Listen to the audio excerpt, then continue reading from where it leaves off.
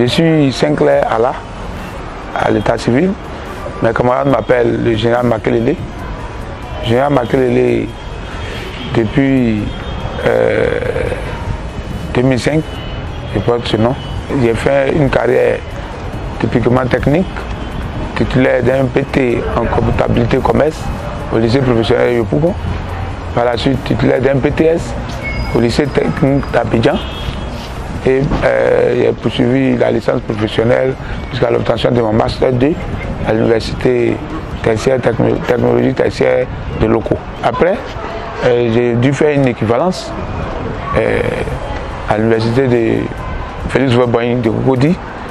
Là-bas, il faut dire qu'on a un problème en Côte d'Ivoire lorsque vous êtes titulaire d'un PTS. Et même quand vous suivez, vous avez un cycle ingénieur et tout ça. Le diplôme qui est reconnu à l'université, c'est le BTS. Et donc, lorsque vous faites une équivalence, on vous reverse en FIP 2. Donc, j'ai été en FIP 2 de sociologie. J'ai passé l'étape de FIP. Je suis maintenant en licence 3 de sociologie à l'université Félix Houphouët-Boigny.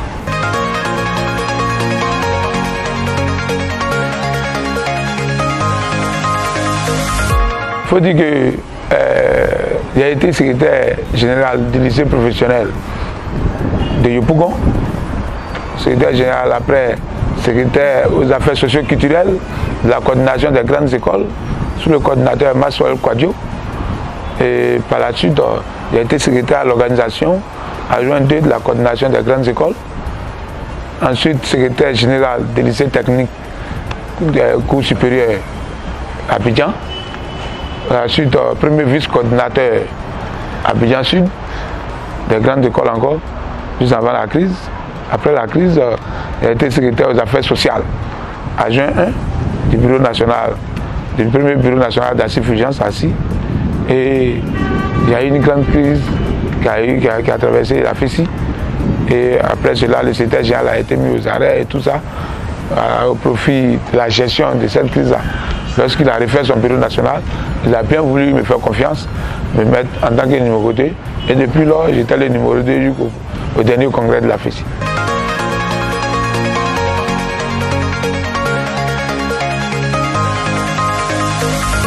Le 10e congrès, c'était le congrès de la maturité. Parce que moi-même, j'ai été président du comité d'organisation du 9e congrès, qui s'est tenu ici même, à la Cité Rouge. Et là-bas, nous étions en train d'expérimenter une nouvelle manière d'organiser les élections. Ça veut dire que lorsque les élections sont frappées de crédibilité, il n'y a pas lieu de faire palabre. Et ça a vu l'élection de Assif Urgence. Et donc pour nous, qui étions candidats, c'était pour nous de conjuguer le même verbe, qui est d'accepter les oppositions idéologiques, d'accepter que ton voisin de chambre même puisse avoir un choix, autre que soi. Il faudrait accepter. Et on a accepté, mais en même temps, il faut signifier que nous avions la quasi-totalité des sections de Côte d'Ivoire. Donc la violence devait venir de nous. Et comme nous, c'était en train de donner une leçon, la maturité, nous avons donc sensibilisé tous nos camarades à accepter le minimum qui était de l'autre côté pour que ça soit une famille et on aille à une fête. Et donc, on peut parler d'un consensus, mais pour nous, qui avions toute la base, on pourrait se braquer, ne pas accepter que les autres viennent. Et donc, pour nous, c'était de faire la promotion de la maturité syndicale, la promotion d'un mouvement étudiant qui a des démarches, qui a des dispositions démocratiques, et à la suite, de mettre tous les esprits ensemble pour que la FESI soit forte.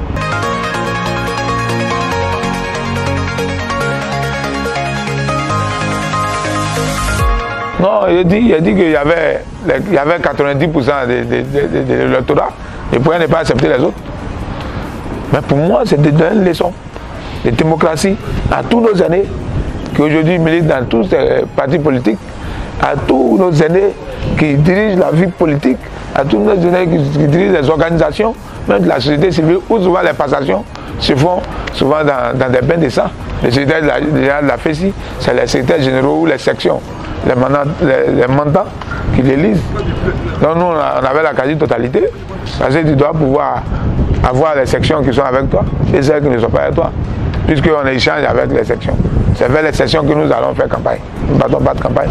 Et donc nous, on avait déjà l'assurance de ce qu'on allait passer pour les mains à ce congrès.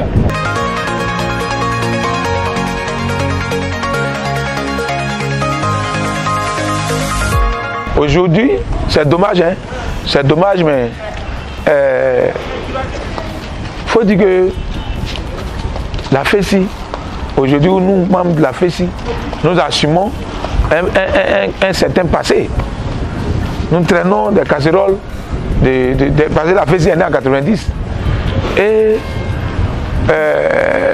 aucune œuvre humaine n'est pas faite.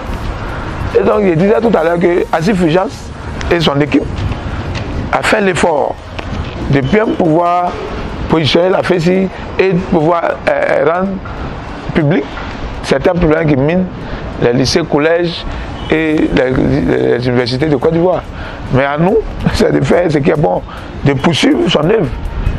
De poursuivre son œuvre, de faire le bilan, de prendre ce qui est positif et de nous débarrasser de ce qui n'est pas, de ce qui n'honore pas l'élève et l'étudiant ivoirien, notamment la violence, notamment le phénomène d'alcoolisme, notamment le phénomène de la drogue, notamment le phénomène d'harcèlement sexuel, de toute forme d'harcèlement, notamment le nouveau phénomène qui est la tontine sexuelle. Ça, c'est des fléaux qui n'honorent pas même l'élève et l'étudiant de n'importe quel système. Mais nous sommes en Côte d'Ivoire et ça ne nous honore pas. Mais moi, je suis plus pratique. Plus pratique. Je pense que ces mots-là sont déjà connus de tous. C'est de prendre langue avec les différentes tutelles pour qu'on puisse trouver plusieurs solutions à tous ces problèmes. Donc le problème de COGES ou d'inscription, des frais annexes ou double inscription, nous allons demander à la tutelle de clarifier. Tant que ce n'est pas clair, je pense que les choses ne vont pas démarrer. Parce qu'il faudrait que ça soit clair, il faudrait que le parent sache, il paye quoi, à qui. Il faudrait qu'on sache ce qu'on paye, c'est à quoi ça sert, pour pouvoir faire un autre paiement additionnel. Donc voilà, ça, nous sommes catégoriques dessus.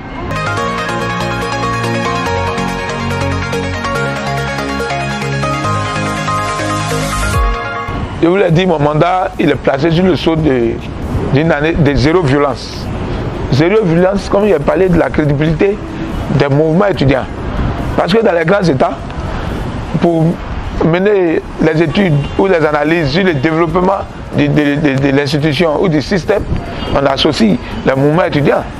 Mais ici, du fait que nous sommes traités d'organisations violentes par certaines langues, et c'est ce qui est dommage puisque on nous traite de violents matin, mais la nuit, on se retrouve sur les campus avec les mêmes autorités que nous traitent de violents.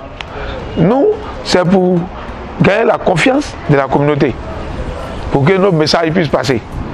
Vous voyez, la question de quai, ce n'est pas la question de quai, c'est la question du parking à louer aux étudiants. Je disais à un de vos confrères qu'un étudiant qui compose à 8h30 se lève à 6h ou à 5h pour pouvoir emprunter le premier bus afin d'arriver avant l'heure des compos, mais il arrive souvent en retard. Parce qu'il y a un manque criard d'infrastructures de transport, des cars, des bus pour transporter les étudiants.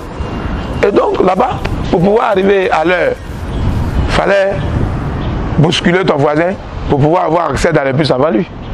Ça, c'est pas la FESI. Ça, c'est de la faute du système. Et donc, lorsque nous allons trouver des palliatifs à tous ces mots-là, je pense que les violences même vont disparaître.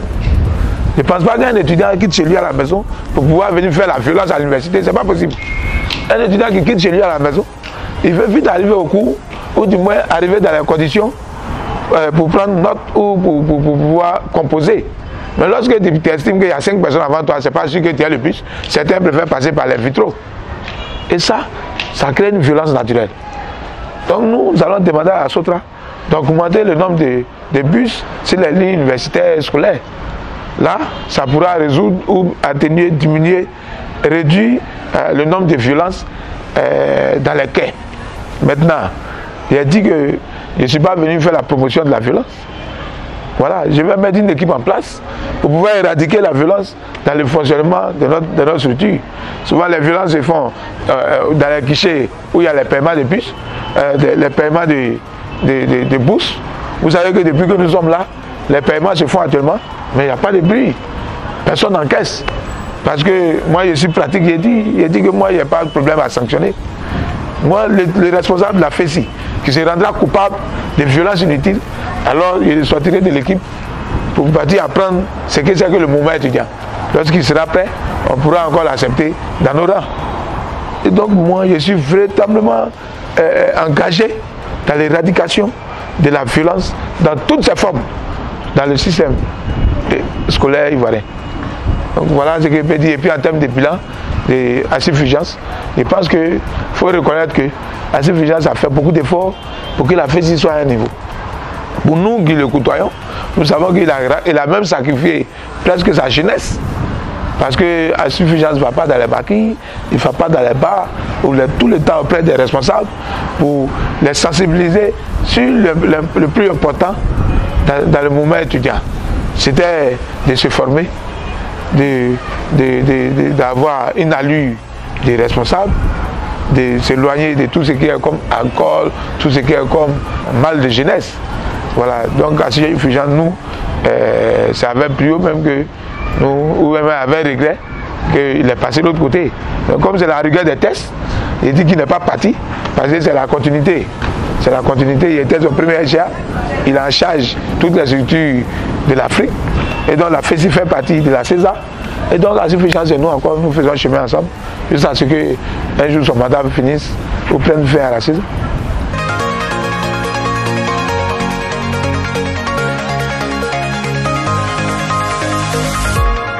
Vous savez, là présentement, nous sommes aux journées de la concertation nationale de l'enseignement supérieur et de la recherche scientifique.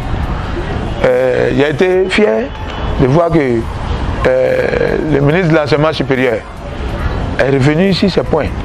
L'ouverture très prochaine de certaines résidences universitaires et puis la fin des travaux de réhabilitation de la quasi-totalité de ces cités. Il a aussi signifié la construction de deux résidences universitaires de Kourougou et de Man qui sont en accélération pendant des travaux. Nous avons fierté que l'on a appris, mais nous allons l'accompagner. Nous allons l'accompagner pour qu'il puisse faire plaisir ou il puisse sauver plus de 1000 étudiants qui dorment dans les amphithéâtres, notamment à Bobo Adjamé, à l'université Félix Houphouët-Boigny. Et dans les lycées collèges, notre mandat fera la promotion de l'excellence. C'est pour cela que nous sommes en train de nous apprêter à lancer l'opération de réhabilitation des lycées scientifiques de Yamsogo, qui est une icône en termes de promotion d'excellence, qui est en état très avancé de dégradation. Vous voyez, lorsque vous regardez les lycées scientifiques, vous pouvez être à l'aise et dire que nos autorités n'ont pas d'intérêt pour l'école. Surtout notre autorité n'a pas un intérêt pour l'école. Les lycées scientifiques, c'est quand même la boussole de l'excellence. Il y a les grandes écoles telles que l'NSTP, qui est devenu l'INP. C'est des écoles boussoles de la promotion de l'excellence. Le lycée Mami Adjoa de Yamsogo, c'est un lycée boussole de l'excellence, de la promotion de l'excellence. Mais tous ces lycées-là sont en état de dégradation. Et personne ne parle. Moi, je veux faire appel aux anciens des lycées scientifiques de se joindre à la FESI pour donner le ton. Je veux faire appel aux anciens du lycée Mami Adjoa de Yamsogo pour lancer la réhabilitation de ces icônes de la promotion de l'excellence en Côte d'Ivoire. Parce qu'il faut que nous ayons maintenant dans l'action, parce que la théorie, tout le monde sait de quoi il s'agit. On a fait des papiers, nous avons informé des ONG de ce que l'école est en difficulté en Côte d'Ivoire. Donc pour nous, c'est d'aller dans l'action maintenant. C'est de mobiliser tous les parents, tous les partenaires du système, tous les amis de l'école, à tourner les regards sur le véritable problème de l'école, qui est le problème environnemental. Lorsque tu vas au lycée scientifique, tu tombes des nuits, parce que ça n'existe même plus. Voilà, ça n'existe plus. Donc nous allons lancer une opération de réhabilitation du lycée scientifique et du lycée Mami Adjoa dans ces jours à venir.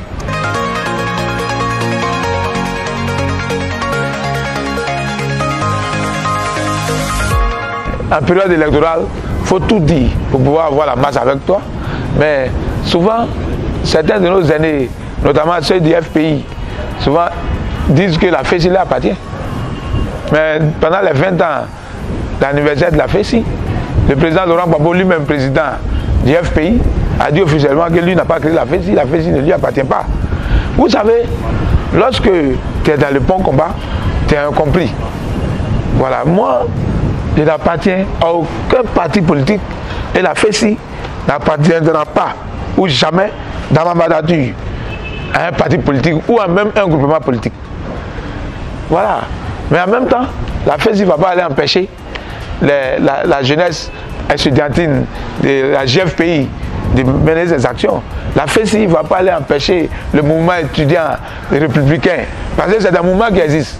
Tous les partis politiques ont leur représentation dans la communauté estudiantine et scolaire. Mais nous, ceux-là, nous voulons les utiliser pour les mettre à contribution dans le processus de développement de nos universités et nos lycées-collèges.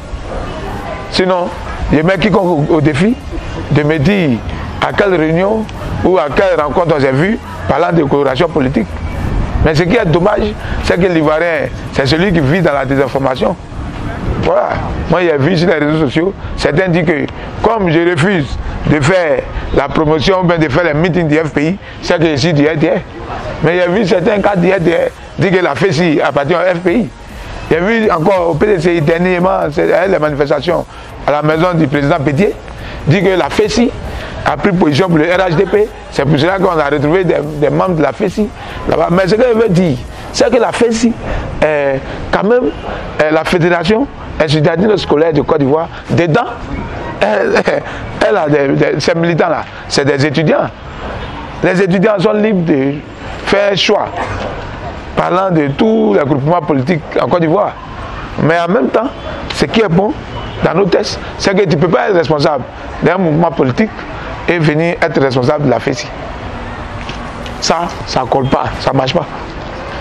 Et donc moi, je vous ai dit tout à l'heure que la quasi-totalité des sections de Côte d'Ivoire m'ont donné une caution pour diriger notre organisation. C'est parce qu'elles savent que Makelele n'a aucune coloration politique.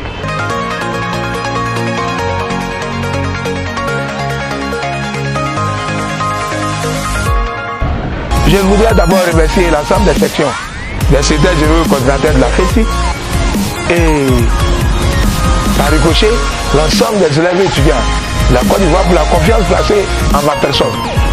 Vous avez vu les réseaux sociaux, tellement de choses ont été dites. Aujourd'hui, nous-mêmes nous sommes dans des défis à relever. Voilà, nous sommes dans des défis à relever, notamment quant à la formation idéologique et politique de l'élève et étudiant. Parce qu'il faut former nos étudiants, nos élèves au bas âge aux notions de civisme, de citoyenneté qui va les encourager à sortir de ce qui n'est pas bon qui est pratiqué dans les lycées et les collèges. Voilà. Et donc, je me l'ai dit d'être serein, de prier encore pour les leaders que je suis et de me faire confiance parce que je ne marcherai pas dans le chemin qui sera de trahir leur confiance.